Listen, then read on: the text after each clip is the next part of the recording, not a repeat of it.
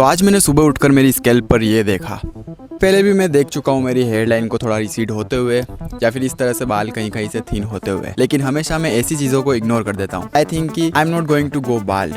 ठीक है, मैं गंजा नहीं होने वाला हूँ इन सभी चीज़ों से।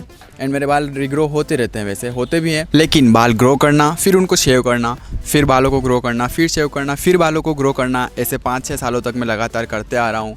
एंड इस बीच में मैंने बालों को ग्रो करने पर ज़्यादा ध्यान दिया, लेकिन उनकी हेल्थ पर, हेयर फॉल को कम करने पर, इन सब चीज़ों पर मैं ज़्यादा ध्यान नहीं दे पाया, मैंने नहीं दिया ध्यान। एंड अब मुझे लगता है कि अभी भी मैं इन चीज़ों पर ध्यान नहीं दूंगा। अगर मेरी हेयर लाइन पर, हेयर फॉल पर और इस तरीके से हेयर थिनिंग पर, तो I am soon going to be bald. भले ही 1-2 साल में नहीं, लेकिन 5-10 साल में आई विल बी अ गंजा। ठीक है, and I don't want that. कौन गंजा होना चाहेगा यार, मैं तो गंजा नहीं होना चाहता हूँ। लाइक एक तरफ से मेरी हेयर लाइन थोड़ी तो रिसीडेड है ही, हमेशा से वो शुरू से है। इस तरफ कम रिसीडेड है, इस तरफ ज़्यादा रिसीडेड है। डेंसिटी भी इधर बालों की कम है, लेकिन वो हमेशा से। बाल बढ़ाता हूँ तो लंबे बालों में हेयर फॉल ज़्यादा होता है, वो तो इधर से मुझे लगता है ज़्यादा हेयर फॉल होता है। एंड स्कैल्प थोड़ी ज़्यादा दिखने लगी है, पहले भी दिखती थी, लेकिन टाइम के साथ हर बार जब मैं अपने बालों को कट कर हमेशा ग्रो करता हूँ तो हर बार मुझे यहाँ थोड़ी डेंसिटी कम लगती है, लेकिन मैं उसको एक्सेप्ट नहीं करता हूँ। लेकिन इस बार मैं एक्सेप्ट कर रहा हूँ and I will make a change. So इन सभी चीज़ों को, सभी मिस्टेक्स को साइड में रखते हैं, नई शुरुआत करते हैं। ठीक है, तो हम हेयर स्टाइल्स के साथ साथ, बालों को ग्रो करने के साथ साथ हेयर हेल्थ पर भी ध्यान देंगे, उस पर भी वीडियोस लाएंगे। तो आप पूछ सकते हैं मुझसे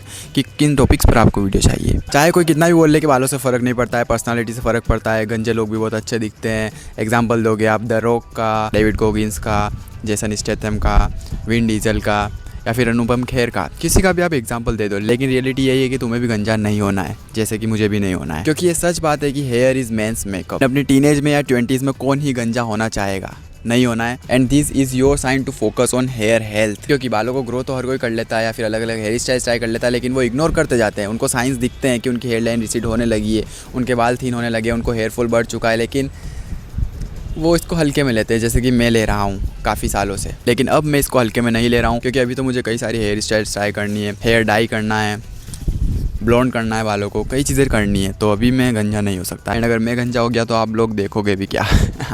ठीक है, वो बात भी है। इस पर एक डिटेल में वीडियो कल आने वाली है।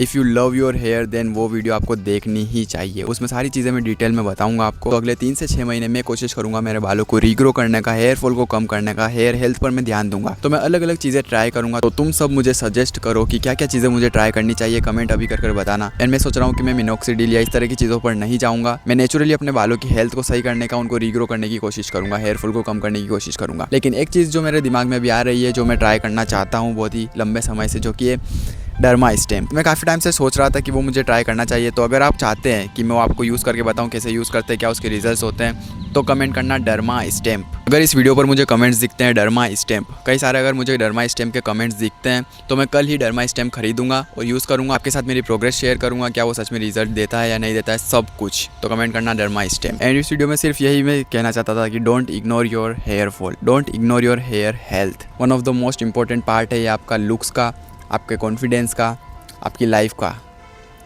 चाहे आप मानो या ना मानो, ये है।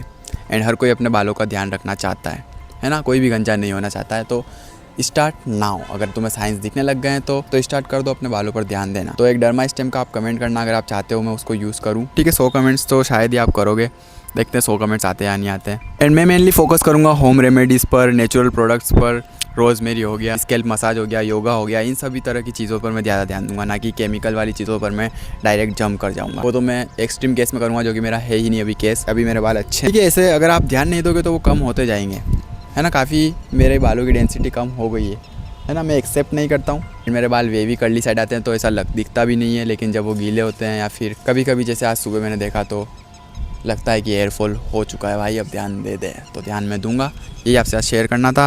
कितने बार बोलेगा भाई हो गया। थैंक्स फॉर वॉचिंग, मिलता है अगली वीडियो में, तब तक के लिए डू बट लो। कल की वीडियो होने वाली है तगड़ी।